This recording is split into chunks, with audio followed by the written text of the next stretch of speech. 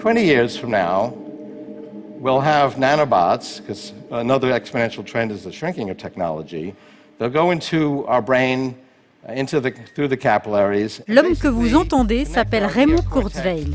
C'est l'ingénieur en chef de Google et lors d'une conférence en 2014, il annonce que l'homme pourra télécharger son cerveau dans un ordinateur en 2030. And our thinking then will be a hybrid of biological and non-biological thinking.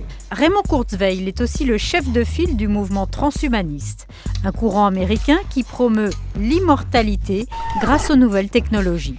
Cette montée en puissance des transhumanistes inquiète et elle provoque même une prise de conscience de nombreuses personnalités. L'intelligence artificielle risque de tuer l'espèce humaine. L'intelligence des machines pourrait très bien finalement fonctionner pour elle-même et nous rendre littéralement impuissants et nous vouer par conséquent à disparaître. L'homme, c'est-à-dire le rendre immortel, l'augmenter sur le plan génétique et puis sur le plan neurologique pour en faire une espèce de c'est quoi c'est comme des OGM, quoi. C'est ça qu'on va faire. Oui, ça passe par des modifications génétiques qui se transmettent de génération en génération. Et vous savez bien que le projet des dirigeants de Google est de nous rendre immortels. D'ailleurs, ils ont créé plusieurs entreprises destinées à permettre l'immortalité, c'est-à-dire ou en tout cas une augmentation très forte de notre espérance de vie. Très emmerdant, l'immortalité. Qu'est-ce qu'on va s'emmerder ? Moi, j'ai des choses à faire pour 1000 ans. Je pense que Jacques, au moins autant. Il n'y a que les déprimés qui veulent mourir à 75 ans. Quand on n'est pas déprimé. Mais on nous vend je pense aussi qu'il y a une naïveté, si vous voulez, il y a une naïveté du public.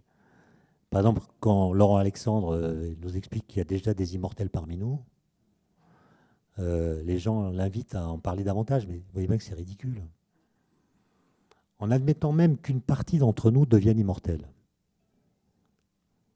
Premièrement, comment est-ce qu'il le saurait ? Il va falloir attendre longtemps pour être sûr qu'on est immortel. Jusqu'à maintenant, l'intelligence était rare et chère. Pour former un ingénieur, il faut 30 ans, et c'est aléatoire. Avec l'intelligence artificielle, nous allons avoir une énorme quantité d'intelligence gratuite que l'on peut copier-coller avec une clé USB et qui vont progressivement concurrencer de plus en plus de métiers. Ils partent du principe que l'homme a foiré. On l'a foiré. En fait, si vous lisez...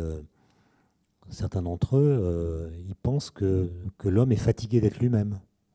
En fait, depuis la Shoah, on est fatigué, quoi. On est lassé d'être des hommes. Et donc, il faut, par la technique, se sortir de l'humanité. Et c'est donc pas vraiment une philosophie du progrès, c'est plutôt une philosophie de la rupture. Il faut rompre avec l'humanité.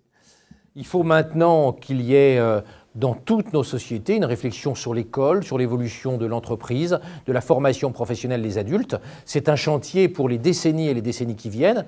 C'est un chantier majeur. Les politiques qui, globalement, sont des handicapés informatiques ne comprennent pas du tout ces enjeux-là.